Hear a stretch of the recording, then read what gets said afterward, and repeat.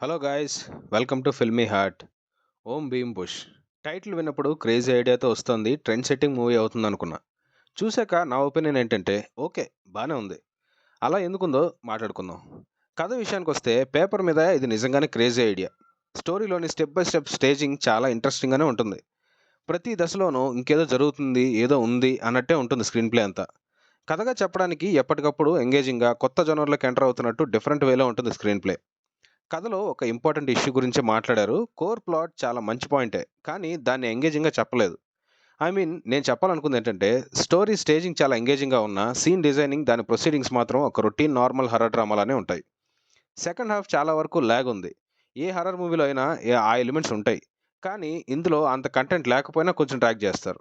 ఇక కామెడీ విషయానికి వస్తే యూత్ కనెక్ట్ అయ్యే meme dialogues, Sree Vishnu mark different dialogues and mannerisms బాగానే వర్కౌట్ అయ్యాయి. ఇన్ఫాక్ట్ చెప్పాలంటే శ్రీ విష్ణు వల్లే చాలా వరకు చూడగలం సినిమాని. కానీ మీమ్ స్టఫ్ అంతా చూడడానికి కాదు మూవీకెళ్ళింది. ప్రతిసారి అవే వర్కౌట్ అవ్వవు. ఒక మంచి కామెడీ ట్రాక్ ఏది లేదు మూవీలో. ఉన్నదే అక్కడక్కడ వర్కౌట్ అయింది. ఇక యాక్టర్స్ విషయానికొస్తే యాజ్ యూజువల్ శ్రీ విష్ణు గారు చాలా మంచి టైమింగ్‌తో కామెడీ సీన్స్‌లో, ఎమోషన్ సీన్స్‌లో చాలా మంచి పెర్ఫార్మన్స్ ఇచ్చారు. ఆయనే బిగ్గెస్ట్ ప్లస్ అని చెప్పాలి.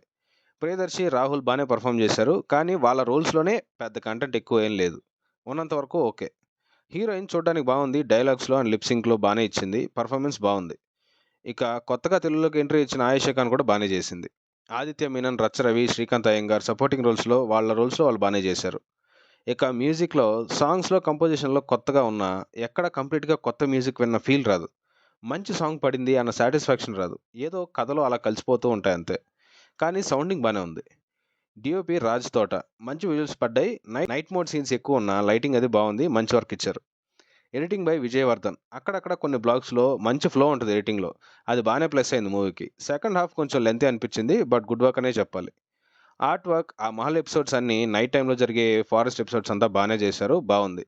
ఇక రైటర్, డైరెక్టర్ శ్రీహర్ష కునుగంటి. తీసుకున్న పాయింట్ చాలా కొత్తది. అనుకున్న ట్రాక్ కూడా బానే ఉండేది. కానీ మంచి క్యారెక్టరైజేషన్స్ పడుంటే. బట్ అదే మిస్ అయింది. కథలో మంచి టర్న్స్ ఉన్నాయి. ఎంగేజింగ్ క్యారెక్టర్స్ ఉన్నాయి. కానీ ఒక్కసారి కథ ఒక టర్న్ తీసుకున్న తర్వాత ప్రొసీడింగ్స్ చాలా నార్మల్ అయిపోతాయి. కాన్ఫ్లిక్ట్ ఎక్కడా అంతగా హర్ట్ చేయదు. అంత స్ట్రాంగ్‌గా ఉండదు. అలా అని కంప్లీట్‌గా ఫన్నీగా కూడా ఉండదు. ముందు చెప్పినట్టే పేపర్ మీద చెప్పడానికి బాగున్నా, స్క్రీన్ మీద సరిగ్గా ఎగ్జిక్యూట్ చేయలేదు. ఏ కథకైనా దానికి కావాల్సినంత టైం ఇవ్వాలి. అప్పుడే అది కంప్లీట్‌గా రెడీ అవుతుంది. ఆడియన్స్‌ని సాటిస్ఫై చేస్తుంది. ఈ కథకి అంత టైం తీసుకోలేదనిపించింది. బట్ ఈ కథ ఎంతవరకు వర్కౌట్ అవుతుంది అనేది ఒక ఎక్స్‌పీరియన్స్‌డ్ రైటర్స్ అయ్యుంటే కథని కరెక్ట్‌గా వాలిడేట్ చేసి ఇంకా వర్క్ చేసేవాళ్ళు. ఫైనల్లీ ఫ్రెండ్స్‌తో వెళ్తే అక్కడక్కడ బానే ఎంజాయ్ చేస్తారు. సింగిల్‌గా వెళ్తే కొంచెం కష్టమే. టీవీల్లో, ఓటీటీల్లో కష్టమే గానీ, బిగ్ స్క్రీన్ మీద ఫ్రెండ్స్‌తో ఒకసారి చూడొచ్చు. సో, ఇది మన రివ్యూ. చాలా గ్యాప్ వచ్చింది. Sorry for that. ఇక్కడి నుంచి గ్యాప్ లేకుండా వీడియో పెట్టడానికి ట్రై చేస్తా. See you in the next video. Do like, share and subscribe to Filmy heart.